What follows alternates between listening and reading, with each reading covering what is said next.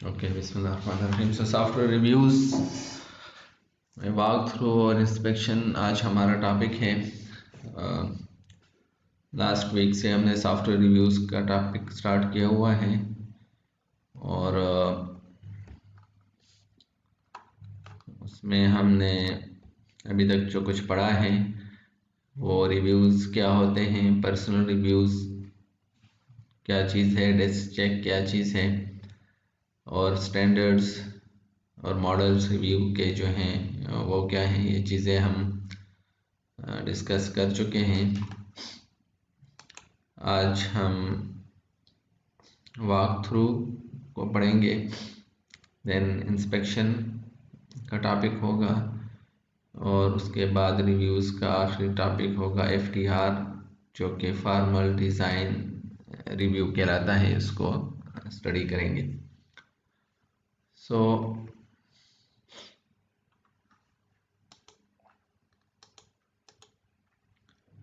Software reviews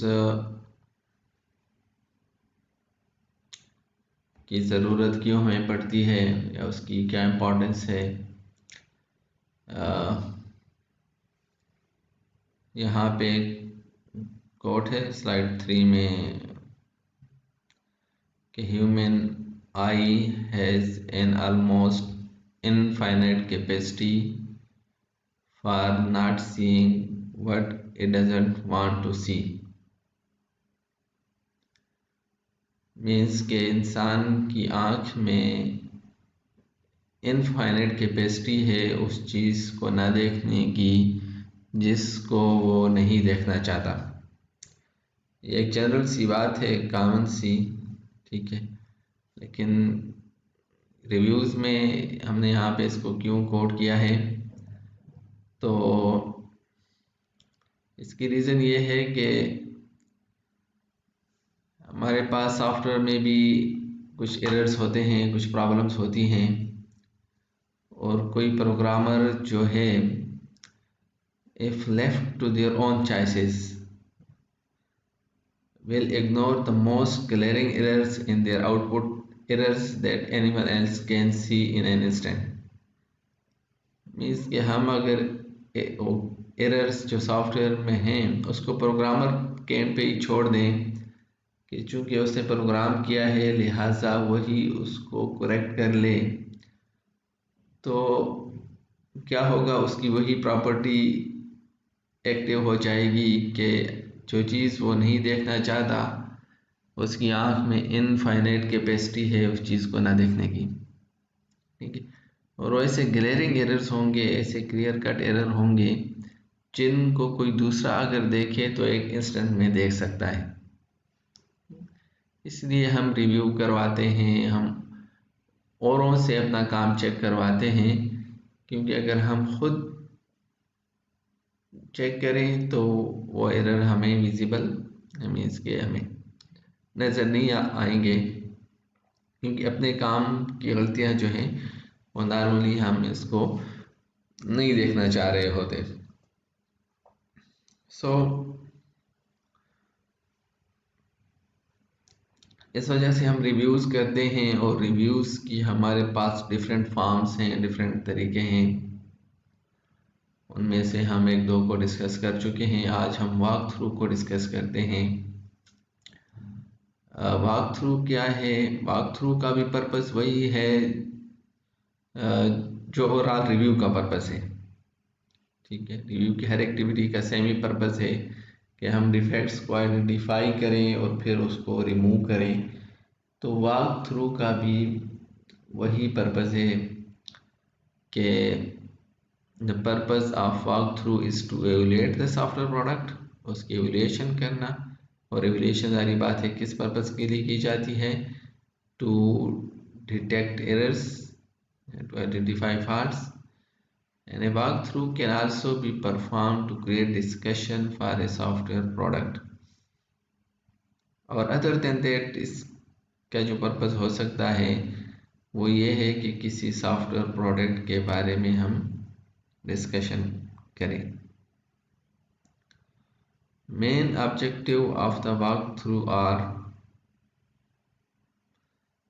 find anomalies, improve the software product, consider alternative implementation,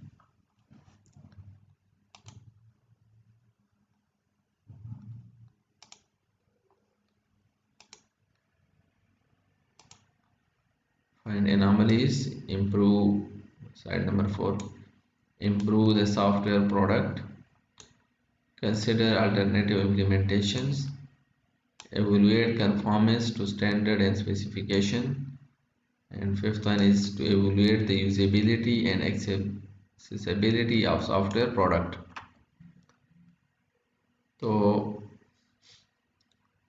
ये objective हैं एनामलीज को find out करना, improve करना सॉफ्टवेयर प्रोडक्ट को, अल्टरनेटिव इम्प्लीमेंटेशंस को कंसिडर करना, कन्फॉर्मेंस और स्टैंडर्ड की स्पेसिफिकेशन को एवेलुएट करना, और ये एवेलुएट करना यूजेबिलिटी और accessibility of the software product, इसको एवेलुएट करना। बज़ाहिर तो हमारे पास रिव्यू का एक ऑब्जेक्टिव नज़र आता है कि एरर डिटेक्ट हों, फॉल्ट आइडेंटिफाई हों, लेकिन जब हम इसको फर्दर एक्सप्लोर करते हैं तो हमारे पास ये डिफरेंट चीज़ें हैं, ये डिफरेंट ऑब्जेक्टिव्स हैं जो हम रिव्यू से या वॉक थ्रू या रिव्यू की किसी भी टाइप से हम अचीव कर सकते हैं। सो मीन्स के सिर्फ एरर डिटेक्शन ही मीन्स इसका स्कोप ज़्यादा है, इसका स्कोप बड़ा है, सिर्फ एरर डिटेक्शन ही नहीं है बल्कि ये बाकी बातें भी हैं, प्रोडक्ट की इम्प्रूवमेंट है, अल्टरनेटिव को कंसिडर करना, एवेलुएट करना, परफॉर्मेंस और स्टैंडर्ड को एंड सो ऑन। सो ये फिगर 5.11 में वॉक थ्रू का रिव्यू गिवन है स्लाइड नंबर 5 पे कि other important objective includes exchange of technique, style variation and training of the participants। Walk through के कुछ अदर भी हमारे पास ऑब्जेक्टिव हो सकते हैं जिनमें एक्सचेंज ऑफ टेक्निक्स है, स्टाइल वेरिएशन है या ट्रेनिंग ऑफ पार्टिसिपेंट्स हैं। And A walk through can highlight weaknesses, for example problem of efficiency and readability, modularity problem in the design और द कोड और नॉन टेस्टेबल रिक्वायरमेंट्स। के walk through के ज़रिए हम ये एफिशिएंसी और रीडेबिलिटी के इश्यूज भी आइडेंटिफाई कर सकते हैं, मॉड्यूलरिटी के इश्यूज भी आइडेंटिफाई कर सकते हैं और नॉन टेस्टेबिलिटी के इशू भी आइडेंटिफाई कर सकते हैं।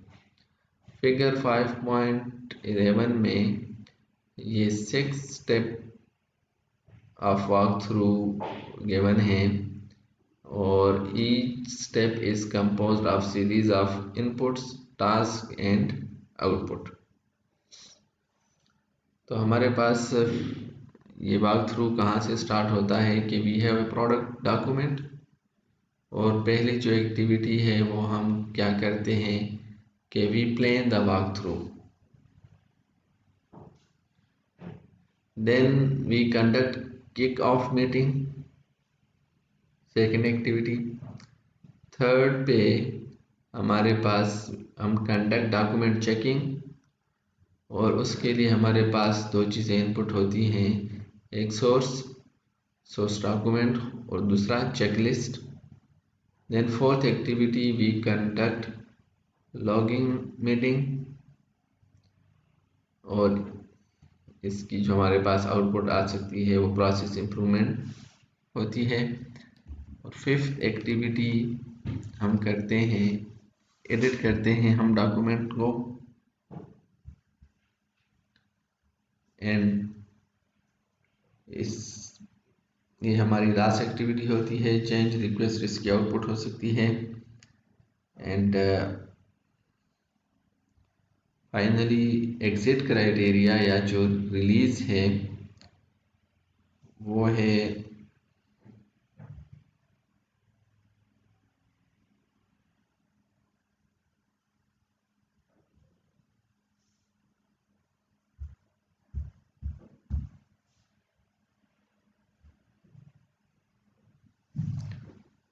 Complete follow up, exit and release. तो ये हमारे पास 5 स्टेप प्रोसेस है। फिर फर्दर इस प्रोसेस के कुछ रूल्स रेगुलेशन हैं, वो भी आगे हम डिस्कस करते हैं कि यूजफुलनेस ऑफ वॉक थ्रू क्या है। There are several reasons for implementing of a walk through process. We identify errors to reduce impact and the cost of correction.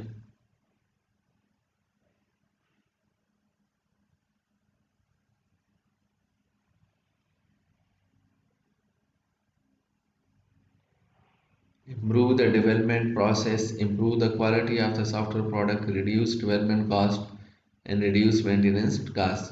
ये हमारे पास इस एक्टिविटी के यूजफुलनेस हैं। एरर्स आइडेंटिफिकेशन तो पहली बात है, लेकिन इसके साथ डेवलपमेंट प्रोसेस की improvement and quality of software product की इम्प्रूवमेंट, डेवलपमेंट कास्ट को रिड्यूस करना, मेंटेनेंस कास्ट को रिड्यूस करना। Characteristics of review and audits described in IEEE standard IEEE 1028 standard जो हैं, उन्होंने ये लास्ट टाइम हमने रिव्यू के स्टैंडर्ड देखे थे, तो उनके मुताबिक रिव्यूज़ के जो कैरेक्टरिस्टिक्स हैं वो क्या क्या हैं कि हमारे पास ऑब्जेक्टिव होने चाहिए, रिकमेंडेड ग्रुप साइज होना चाहिए, volume of material, leadership, management participates और आउटपुट। ये चार चीज़ें हमारे पास लेफ्ट साइड पे हैं। और जो हमारे पास डिफरेंट फॉर्म ऑफ रिव्यूज़ हैं, मैनेजमेंट रिव्यू है, टेक्निकल रिव्यू है, इंस्पेक्शन है, वॉक थ्रू है, ऑडिट है। उसमें हम देखते हैं कि ऑब्जेक्टिव क्या है। मैनेजमेंट रिव्यू का मॉनिटर प्रोग्रेस करते हैं। टेक्निकल रिव्यू क्या करते हैं, evaluate conformance to specification and plan, evaluate conformance to specification and plan, find inspection का find anomalies, verify resolution, verify product quantity। walk through के भी जो ऑब्जेक्टिव हैं वो find anomalies हैं, examine alternative हैं, improve product है, inform for leading। और ऑडिट के independently evaluate conformance with objective standards and regulation। Her review में हमारे पास जो रिकमेंडेड ग्रुप साइज है, मैनेजमेंट रिव्यू में 2 और मोर पीपल, टेक्निकल में भी 2 और मोर हैं, इंस्पेक्शन में 3 to 6 हैं, वॉक थ्रू में 2 to 7 हैं और ऑडिट में 1 to 5 है। और जो वॉल्यूम ऑफ मटेरियल है वो moderate to high, relatively low inspection और वॉक थ्रू में रिलेटिवली लो है और ऑडिट में मॉडरेट टू हाई।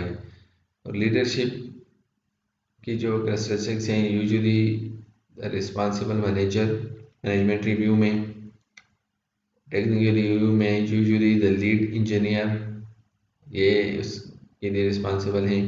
इंस्पेक्शन में ट्रेन फैसिलिटेटर, वॉक थ्रू में फैसिलिटेटर और आथर और ऑडिट में लीड आथर।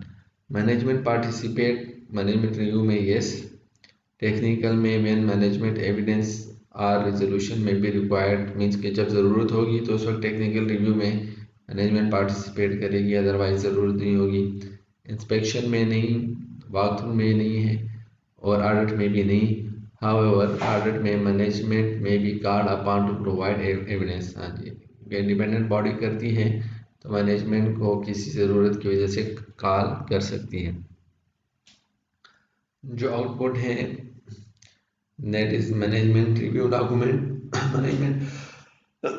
मैनेजमेंट रिव्यू का मैनेजमेंट रिव्यू डॉक्यूमेंट है। टेक्निकल रिव्यू का टेक्निकल रिव्यू डॉक्यूमेंट है। इंस्पेक्शन का एनोमली लिस्ट है, एनोमली समरी है, इंस्पेक्शन डॉक्यूमेंटेशन है। वॉक थ्रू का एनोमली लिस्ट है, एक्शन आइटम है, डिसीजन, फॉलो अप प्रपोजल। और ऑडिट का formal audit report, observation, findings and deficiencies. एक पूरा एक चार्ट गिवन है IEEE स्टैंडर्ड का कि किस तरह उन्होंने डिफरेंट रिव्यूज़ को कैटेगराइज किया हुआ है। स्लाइड 8 पे आइडेंटिफिकेशन, इसमें हमारे पास इस पिछली स्लाइड में हमारे पास कुछ रूल्स भी निकल आते हैं वॉक थ्रू में, और इस तरह इंस्पेक्शन के भी। इस तरह वॉक थ्रू में 2 to 7 मिनिमम 2 लोग पार्टिसिपेट कर सकते हैं, मैक्सिमम 7। और इसमें आथर आपको मॉडरेटर हो सकता है, और मैनेजमेंट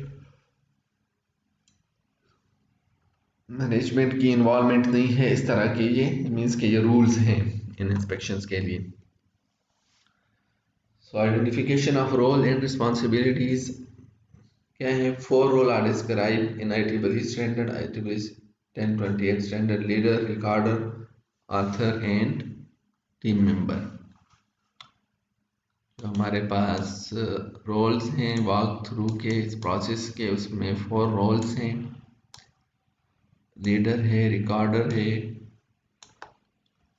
ऑथर है एंड टीम मेंबर है।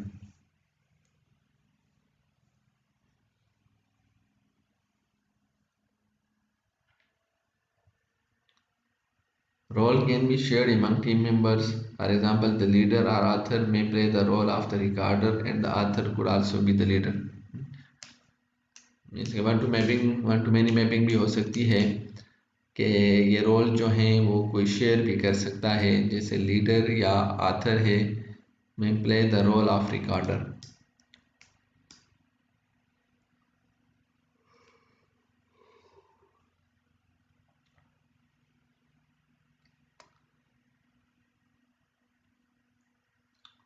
Or author could also be the leader.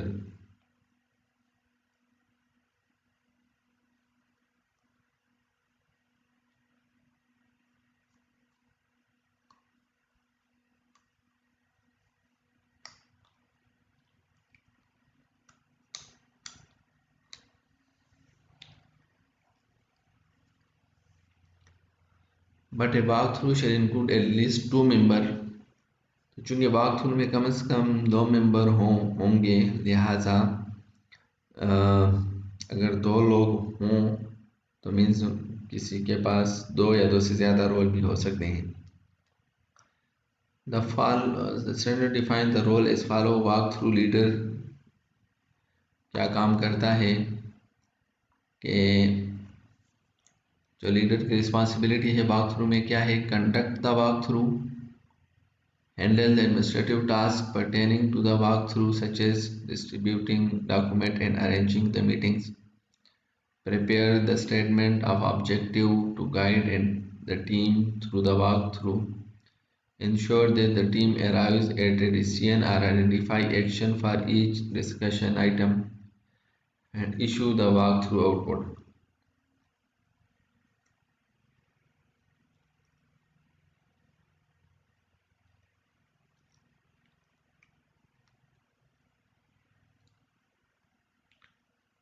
ये टीम लीडर का रोल है, बेसिकली उसकी रिस्पॉन्सिबिलिटी है कि वॉक थ्रू को कंडक्ट करना, एडमिनिस्ट्रेटिव टास्क को हैंडल करना, स्टेटमेंट ऑफ ऑब्जेक्टिव को प्रिपेयर करना, और ये इंश्योर करना कि टीम अराइव ए डिसीजन और identify action for each discussion item, और issue walk through output report generate करना।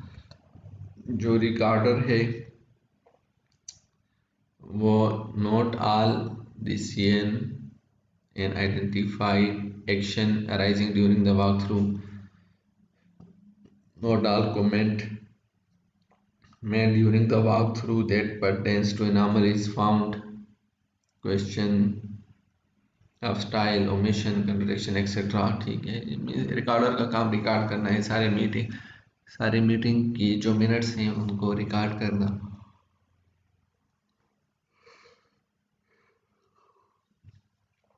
Author present the software product in the walkthrough. Author जिसका काम होगा, जिसका वो प्रोडक्ट है जिसने वो बनाया है, वो अपने काम को प्रेजेंट करेगा। और टीम मेंबर के रोल्स क्या हैं, टीम मेंबर की रिस्पॉन्सिबिलिटीज़ क्या हैं कि adequately prepare for and actively participate in the walkthrough, identify and describe anomalies in the software product.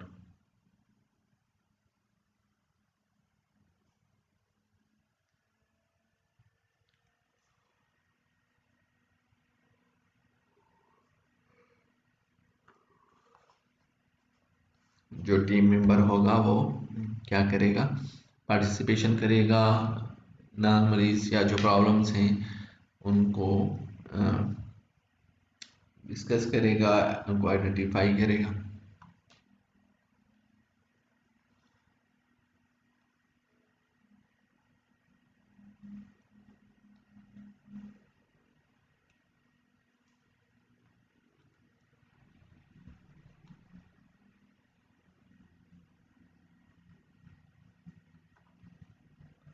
तो ये हमारे पास वॉक थ्रू की एक्टिविटी थी कि 2 to 7 इसमें पार्टिसिपेंट होंगे, 4 इसमें रोल्स हैं, ठीक है।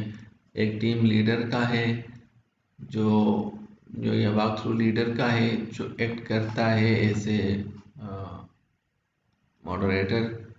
देन एक रिकॉर्डर है, एक ऑथर है,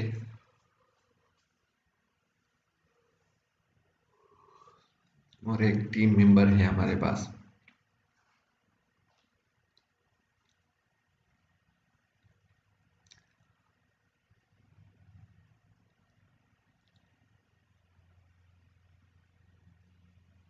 देन नेक्स्ट एक्टिविटी जो है, नेक्स्ट टाइप ऑफ रिव्यू है, that is inspection.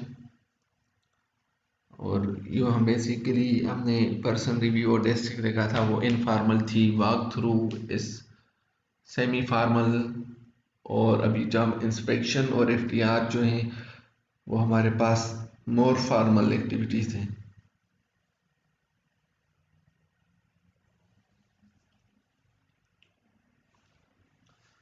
So inspection slide 11 पे गिवन है। इंस्पेक्शन क्या है, are a more formal type of software review than either person review और वॉक थ्रू।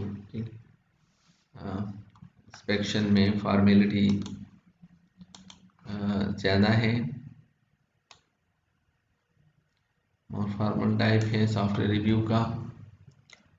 और an inspection is a static analysis technique that relies on visual examination of development product to detect errors, violation of development standards,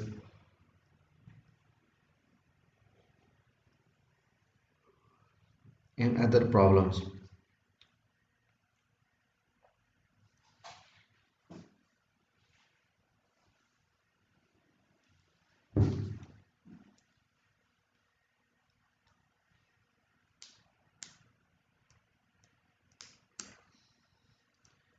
Inspection is a static analysis technique. तो review basically जितने भी हैं हमारे पास वो सारे static analysis techniques हैं, जो क्या करते हैं, रिलाई करते हैं visual examination of the development product. इसके अपोजिट हमारे पास डायनेमिक टेक्निक है, वो तो टेस्टिंग की है, ठीक है। ये रिव्यूज़ की जो टेक्निक्स हैं ये स्टैटिक टेक्निक्स कहलाती हैं, और पर्पस तो वही है जो बाकी रिव्यूज़ का है। इंस्पेक्शन का भी वही पर्पस है कि एरर्स को डिटेक्ट करना, वायलेशन ऑफ स्टैंडर्ड को डिटेक्ट करना, या बाकी जो किस किस्म की प्रॉब्लम्स हैं उनकी डिटेक्शन है। And the style of software inspection will be described is often referred to as Fagan style inspection, named after the software engineer who devised the practice। और ये जो इंस्पेक्शन का स्टाइल है ये एक साइंटिस्ट के नाम पे है जिसका नाम फागान था। तो उसने ये टेक्निक इजाद की, मीन्स के टेक्निक डिवाइस की, उसी पे ही इसका नाम पड़ा। और फागान IBM में काम करता था। इसकी ये जो हिस्ट्री है वो हमारे पास स्लाइड 12 में है कि ये IBM का एम्प्लॉई था, जो कि कंप्यूटर चिप डिज़ाइन पे मैन्युफैक्चरिंग डिपार्टमेंट में इसकी job Since the tests were not sufficient to detect errors, he developed a technique to examine the design before they were transferred to the production department. तो इसने एक technique निकाली जिसमें design को पहले से एग्जामाइन किया जाता था इससे पहले कि वो रेफर्ड हो प्रोडक्शन डिपार्टमेंट को. This approach could detect defects that test had not detected, thus reducing losses and delay to start the production. तो इसके अप्रोच ये क्या बेनिफिट देती थी कि डिफेक्ट्स को डिटेक्ट करता and test had not been detect जो कि टेस्ट नहीं डिटेक्ट कर सकती थी. In 1971 Fagan was transferred to the software development department. तो पहले वो मैन्युफैक्चरिंग डिपार्टमेंट में था उसके बाद वो सॉफ्टवेयर डेवलपमेंट डिपार्टमेंट में आ गया 1971 में. Upon his arrival he found that software development was chaotic. कि सॉफ्टवेयर डेवलपमेंट में तो बहुत मैस है. Even in the absence of Meyer, he considered that large percentage of the development budget was allocated to rework. तो उसने note किया कि एक लार्ज परसेंटेज जो है सॉफ्टवेयर डेवलपमेंट की या उसकी जो कास्ट है वो तो रीवर्क पे जा रही है.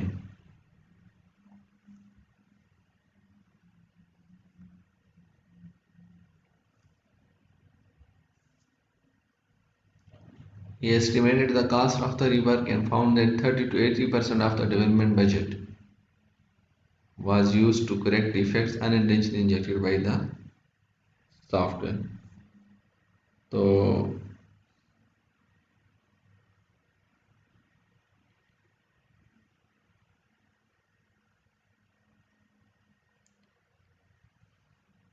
उसकी जो फाइंडिंग थी कि 30 to 80% हमारे पास जो डेवलपमेंट बजट है वो रीवर्क में जा रहा है. और then he decided to use a similar approach to the one he had used for the detection of defects in computer science.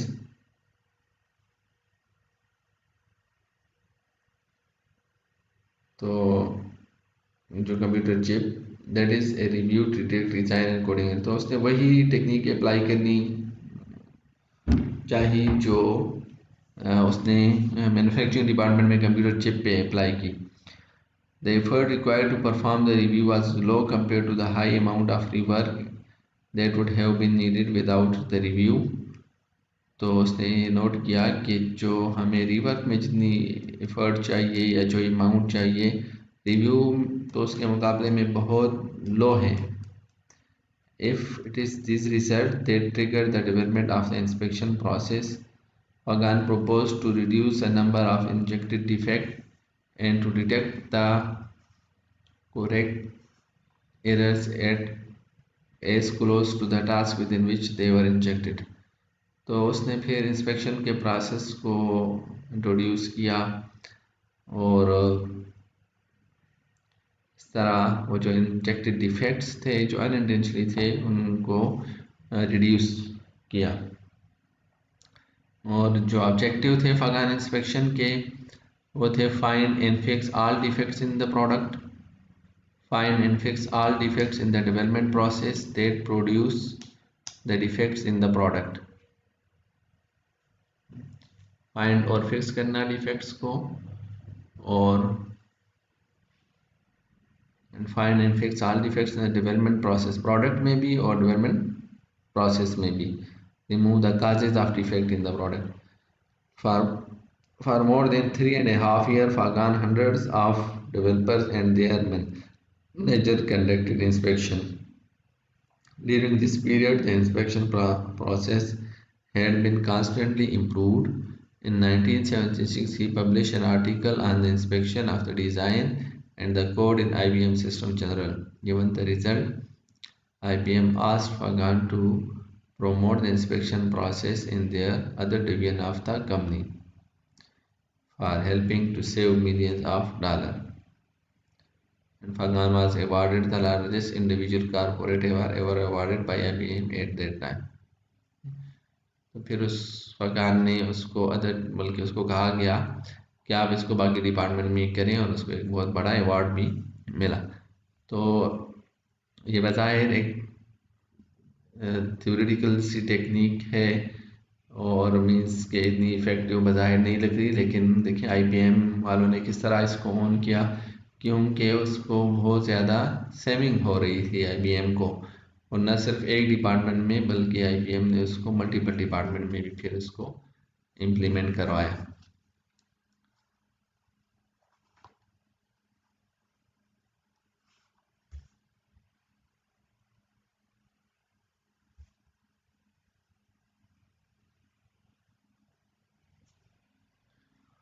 तो हमारे पास सॉफ्टवेयर इंस्पेक्शंस के जो रूल्स हैं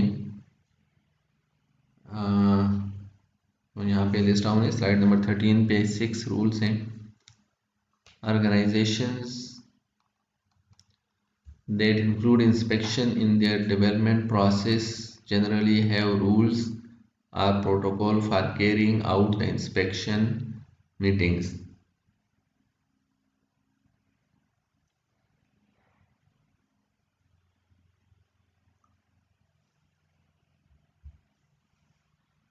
तो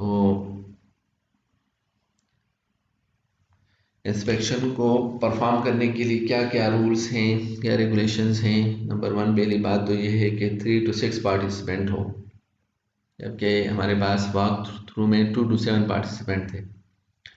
Number 2, artifacts must be distributed to participant a set number of days prior to the meeting. तो इसमें जो artefact हैं वो पहले से ही डिस्ट्रीब्यूट होने चाहिए। वॉक थ्रू में ये रिस्ट्रिक्शन नहीं थी। वॉक थ्रू में उसी वक्त आप जो मटेरियल है, जो आर्टिफैक्ट्स थे, वो पार्टिसिपेंट को दे देते हैं और उसी वक्त वो उसी मीटिंग के अंदर अंदर ही उसको रिव्यू करता है। अब चूंकि इंस्पेक्शन एक फॉर्मल अप्रोच है, तो इसमें आपने जिस चीज़ को रिव्यू करना है वो आपने मीटिंग के पार्टिसिपेंट्स को नंबर ऑफ डेज प्रायर आपने उनको डिस्ट्रीब्यूट करने हैं। तीसरी बात है, participants are required to review the artifact prior to the meeting so that they are prepared for an effective and efficient meeting. ये इसलिए उनको set number of days prior दिया जाता है कि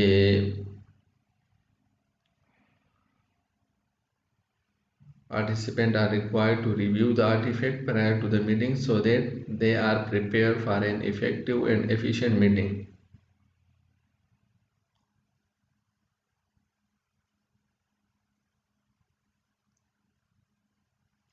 However, this pre-inspection preparation must not take more than 2 hours.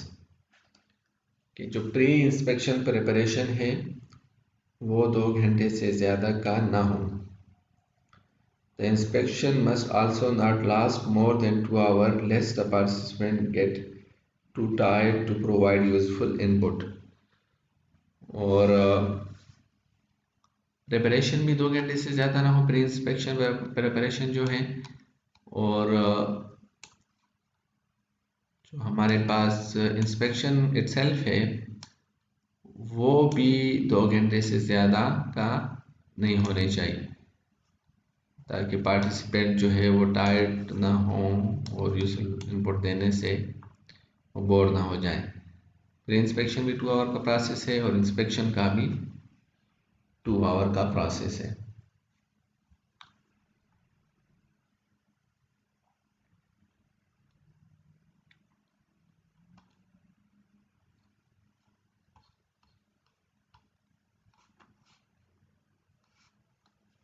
Okay, then हमारे पास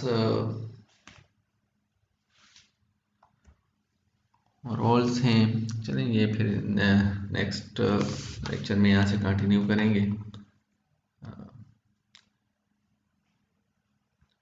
भी आप लोगों का कोई क्वेश्चन हो तो आप लोग कर सकते हैं।